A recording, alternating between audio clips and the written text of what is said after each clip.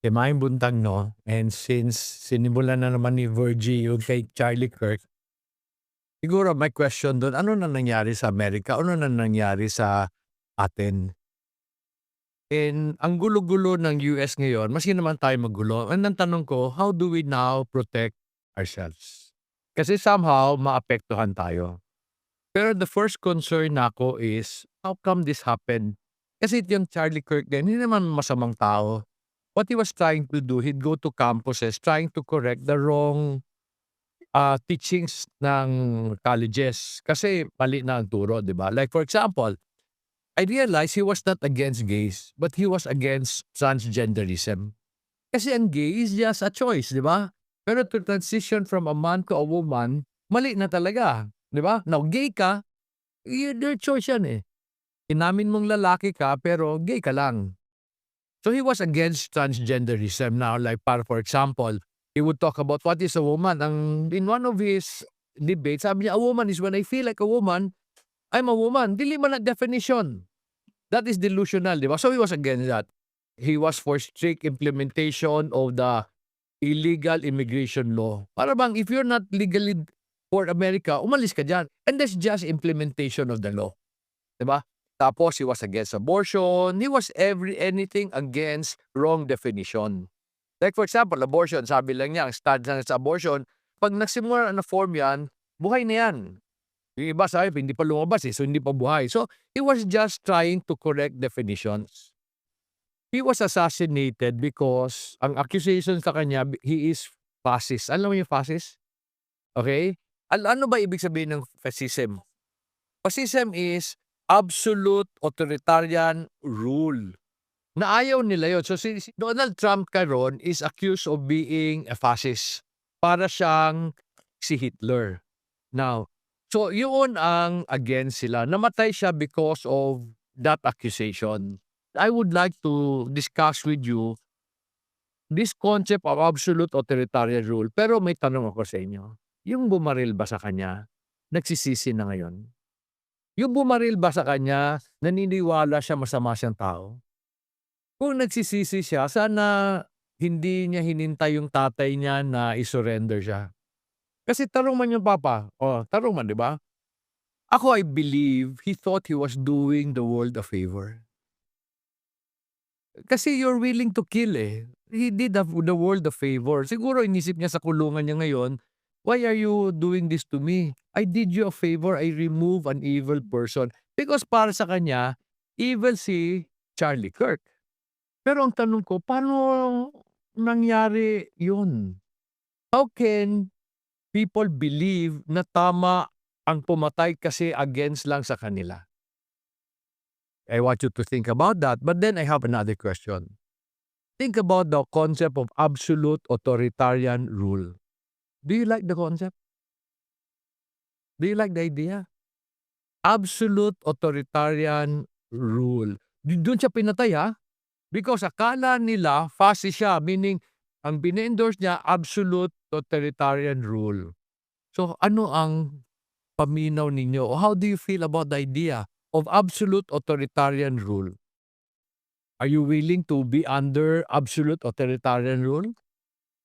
Hitler was absolute authoritarian rule. Okay, dictatorship is absolute authoritarian rule. So to many people, ayaw nila yung concept na yan. Bakit nakakatakot yung absolute authoritarian rule? Bakit yung nakakatakot? Is that true? If there absolute authoritarian rule, is there no freedom? And I think yan ang problema. Akala mo pag absolute authoritarian rule, wala nang freedom. Pero ang tanong ko, ano bang ibig sabihin ng absolute authoritarian rule? Like for example, tinatanggal nila ang mga illegal immigrant. Stricto sila. Ito ang law, ito ang gagawin. Is that wrong? It's the law, eh. It's the law, gawin mo, it's absolute. You do not allow transgender to go into women toilet. Is there something wrong with that?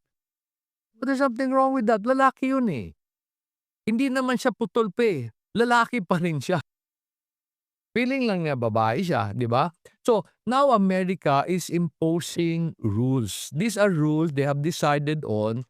So, dapat the application should be absolute. Kaso lang, people do not like that because nga you feel mawawalan ka ng freedom. For anong freedom? O freedom to do what you want. Okay? Ako, ito ang belief ko, problema ng Pilipinas, ng Amerika. We don't want absolute authoritarian rule. Kaya ayaw si Duterte. When he decided to remove drug addicts, ayaw natin. Kasi very strict. They want to be able to do what they want na walang consequence. And then today, what bothers me about the Philippines is we're so angry about Duterte kasi nakapatay siya. Pero okay lang sa atin ang may nagnakaw ng bilyon-bilyon. And may nagsabi sa akin, "Dong okay lang yung nakaw, dong basta maliit yan. Anong okay na nakaw? Anong maliit?" But that's our standards. In fact, ang belief ko, the church destroyed our morals. When the church would go against Duterte because he murdered and then he would not go against the thief, now you are teaching the wrong things. Diba? Naibig mo sinasabi, mas malala ang murder kaysa sa nakaw. Uy, pareho lang sila. Saan nanggaling ito? Bakit tayo ganito? Is this a new phenomena? Is this something new to in this century? When I was thinking about this, I discussed this set of verses many times over this year because naniniwala ko ito ang root ng lahat ng problema natin. And it's in Genesis chapter 3. We've talked about this, di ba? The discussion with the serpent and the woman. And Adam and Eve. Ito pa rin ang problema natin. Can we just go there? Genesis chapter 3 verses 1 to 6.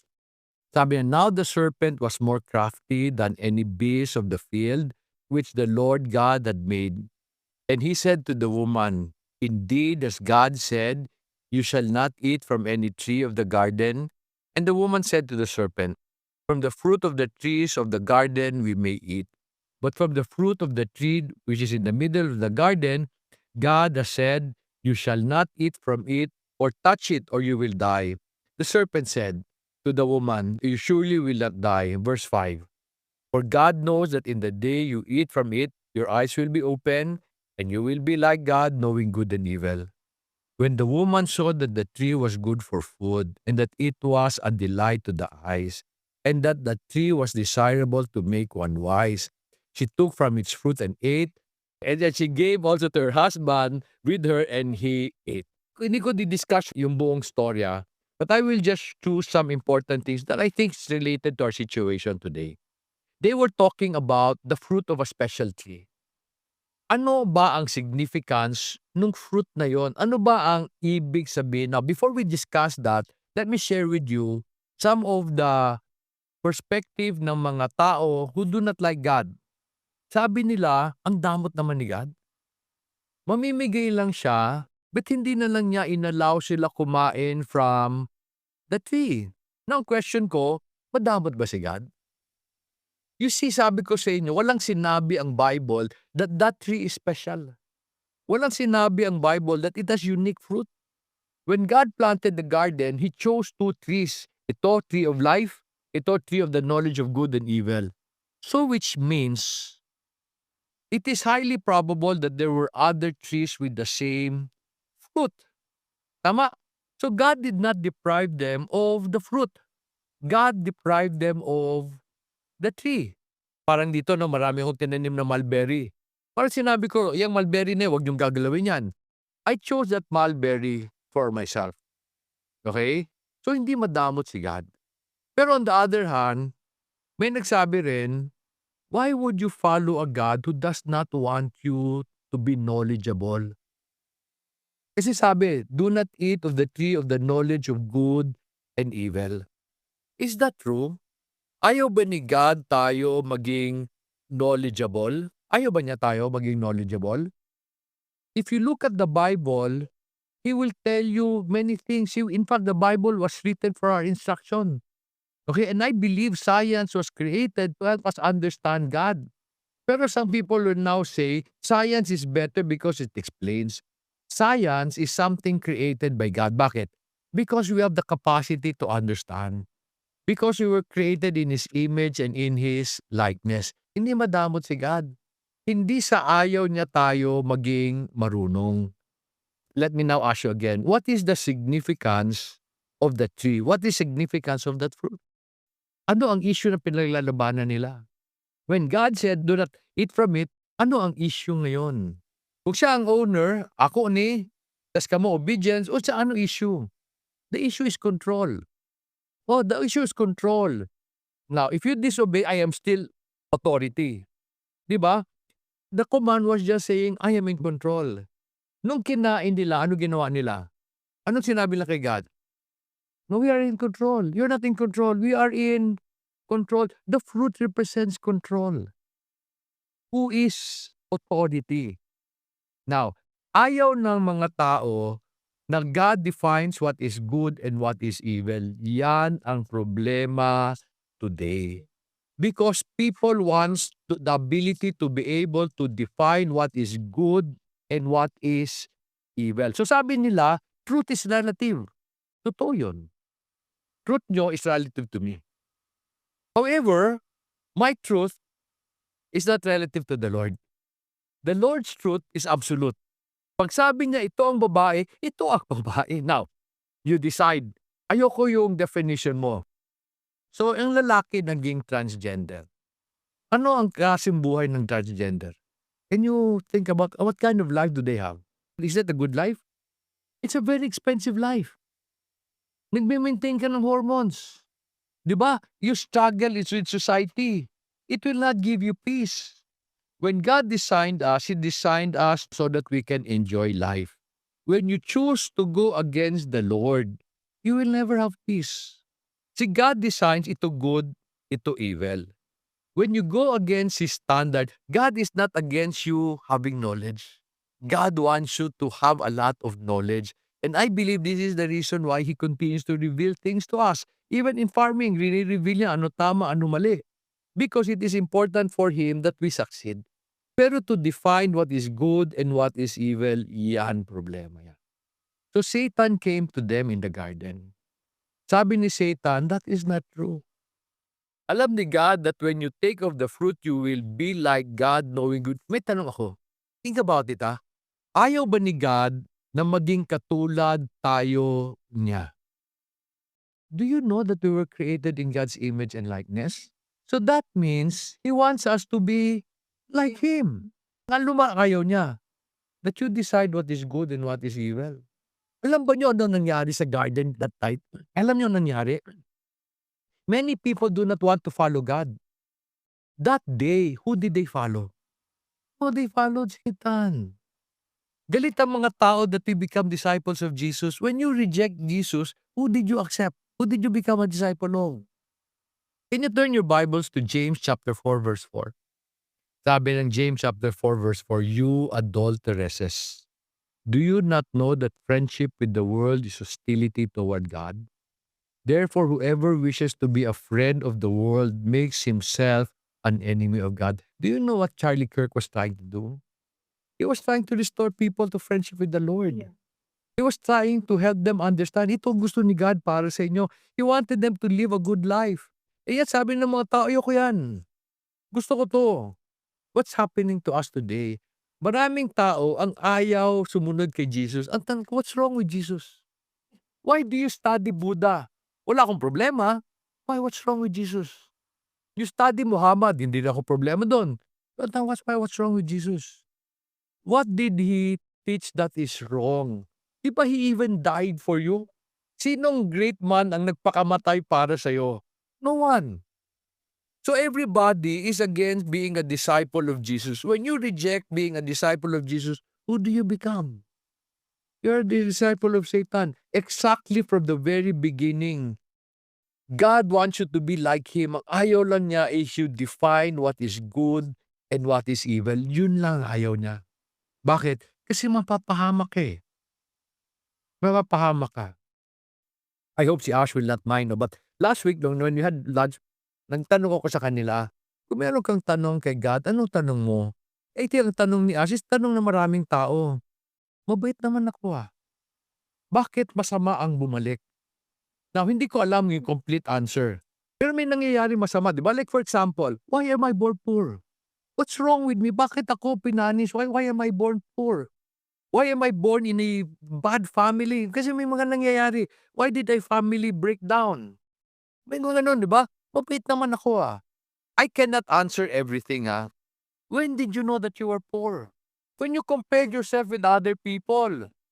'Di ba? Pero kung parang ako, I have a good life here, but when I compare my life with my friends sa Manila, ang ganda ng buhay, ang laki ng bahay, ang dami nilang pera, ang laki ng sweldo. Sabi ko, kawawa naman ako. Then I say, poor ba ako? But then when I am here, I say, hindi naman ako poor, Kumpara sa kanila, I am poor. 'Di ba? Now, on the other hand, let me just address this issue na why did God put me at a disadvantage? Alam mo, ako up to today, my concern kay Daniel, sa mga apo ko, how do I teach them to be poor? So that's my concern. How do I teach them to be poor? Kasi ang feeling ko, feeling na rich ka is a curse. You feel entitled, hindi ka magtatrabaho, because para sa akin, the ability to work is one of the most important thing in life. Now, if you are born poor, happy ako dyan. In fact, yun ang concern ko. Pag supposing nag-succeed kami, how do I teach my apos to live like being that you are poor? Hindi ma-poor. Yung bang magtatrabaho ko, I will work hard, para I can have a good future. So your life is not a curse from the Lord. Minsan, feeling mo lang. Feeling mo lang. But I really believe God has put us in a situation that is good for us. In fact, concerned ako sa pinanganak na mayaman. Because I've seen that, mayaman, hindi na marunong magtrabaho. That's a curse. Daghang biyang inana, di ba? That's a curse. But anyway, ang gusto ko lang sabihin sa inyo, hindi madamot si God. Hindi sa ayaw niya kayo bigyan ng magandang buhay. In fact, yung buhay niyo today may be set up so that you will have a good future. Pero in order for us to reverse or improve our situation, we must follow what is good and what is evil, not according to our standards, but to the standards of the Lord. And then as I thought about this, yung mundo, today I realize idolatry is Satanism. What is idolatry ba? Idolatry is to make a god of your own. Pag gumawa ka ng isang idol, ano characteristic ng god na yon? Characteristic ni God? Do you know that when you make an idol, ang characteristic niya, your image and likeness? You create the God who will support what you want. It's a form of Satanism. I don't like the standards of the Lord, so I will make a God who will agree with me. Who is now God? Then who are you? You're a disciple of Satan. Kasi yun ang ginawa niya. When God created Lucifer, He created him beautiful lang. According to what I read, he's the most beautiful angel, most powerful. Kaso that was not enough. It was not enough for him to be the best. He wanted to be God, deciding what is good and what is evil. So some people will say, "Dok, kaya naman siya gumawa ng idol, they do not know God." Okay ako doon. Pero bakit nung dumating yung information about God, they still rejected? But of course, sabi mo, syempre it would take time. Ito hindi ko maintindihan. Most people, most atheists would study many books, would study many principles, except the Bible. And then they will have many concepts against the Bible. Di ba? Kasi because of everything they read. Parang si Stephen Hawking, he said supposed to be one of the best mind. Pero he was against God. He studied many things. Ang hindi lang niya pinag-aralan, si God. So sabi nila, your God is not true. How do you know? You did not study Him. Now, mahirap maintindihan si God. Ako, para sa akin, God is the easiest person to understand. Bakit? Ang daming sinulat about Him, ang daming account about Him, ang daming proof about Him. If you just study, in fact, I've seen some videos today of strong Jews na against the Lord, pinabasa ang Bible. Sabi, hindi tinuro sa amin to. Nung nagbasa ng Bible, sabi, tama to . The only reason they are atheists because they did not pursue understanding. The Lord is the easiest person to understand. Many testimonies, many books that are written, history confirms it. Sabi nila, He did not resurrect. How did you know? Ano proof nyo? But there are many accounts. Now, why did God do this? Kasi He wants you to be able to live a good life. He wants you to know that you are created in His image and likeness. Bakit gusto mo maging transgender? That's much, much lower than image and likeness of the Lord. Why do you want to be someone else? When God created you in His image and in His likeness. But in order to live a good life, you must understand that only God can define what is good and what is evil. Kayo no, sabi nyo, I don't mind following absolute authority. Bakit yung mga misis pag sinabi, submit to your husband, ba't kayo struggle? Maski tayo Kristiyano, sabi nyo, ano ba yan, mga Kristiyano? Oh, kasi ganun eh. Di ba? Even Christians today would decide what is good and what is evil for themselves. It's still a curse natin. You call yourself a follower of Jesus, pero pag mahirap na pag ayaw nyo na sa Lord, ayoko yan. Yung akin ang gusto ko. Oh, selective ta. Ako, the reason I'm sharing this, I want you to live a good life. Kasi one of my question in the beginning is, how do we protect ourselves from the problem of the world? Matthew chapter 6 verse 33 says, but seek first His kingdom and His righteousness, and all these things will be added to you. Ano these things? All good things will be added to you despite of the world. Naintindihan niyo yan? If you seek His kingdom and His righteousness, all good things will be added to you. Walang sinabi, walang kondisyon ha, walang kondisyon. Meaning, despite of the world, God will add all good things to you. Ako, I wish my son and my daughter-in-law will start to pursue understanding the Lord. Bakit? I want them to live a good life. Okay? Gusto ko yung buhay nila peaceful. However, the reason hindi peaceful ang buhay and when you start to define what is good and what is evil. Ako, when you ask me about husband and wife today, ang sasabihin ko, do you know why marriage breakdown? Very simple. Expectations. Ito ang expectation ko sa pera, ito expectation ko sa relation, ito expectation. Sino nagsabi sa'yo tama yan? Expectations yun eh. Hindi naman yun right, good, and evil eh. Karamihan ng away today, expectations. So, bakit nangyari yung kay Charlie Kirk? Because the world has decided to be the disciples of Satan. I want to define what is good and what is evil. Huwag niyong gawin yan. Mapapahamak kayo. Okay?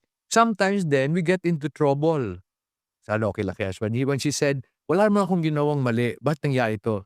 Minsan hindi natin alam, mali pala kay God yun. Minsan din nangyayari, di ba? Because ituturo sa atin eh. Unknowingly. Okay? Nagagawa natin. So, I told you already, God will not punish you. God will not punish you. God will just allow the consequence to come. Di ba? That's something I like about the Lord. God will not never punish me. But He will allow the consequence to come. And yun ang fear ko. Ang fear ko is the consequence of my sin. So, itong tao na pumatay kay Charlie Kirk, hindi niya naisip yun. There's consequence. Utah has a death penalty. Okay? Utah has a death penalty. Hindi niya naisip yun. He thought he was doing the world a favor. Ngayon, babalikan siya. So, I just want to emphasize that we are still struggling with the original sin. The original sin is not disobedience. It is wanting to define what is good and what is evil. So don't do that. Instead, pursue the Lord and try to understand, ano ba Lord ang good and ano ang evil sa'yo? And then I will follow. And if you do that, you will continue to live in the garden that God has made for you. And it is a good garden. Heavenly Father, maraming salamat for the opportunity to be able to understand your word. Lord, ako, I've been praying for understanding, the kind of understanding you gave to Solomon, so that we may be able to discern your ways. Sana, Father, as we study this, sana, Lord, tama kami. Sana, Lord, we are pursuing what is good and what is evil for you. We pray, Father, that we will be good stewards of everything that you have given us, especially for our children and family. I pray then, dear God, that we will be able to represent you well, to show the world your glory. We pray, Father, that you help us, control us, that we may not become disciples of the devil, but instead become the disciple of your Son. We thank you for our time, Father. In Jesus' name we pray.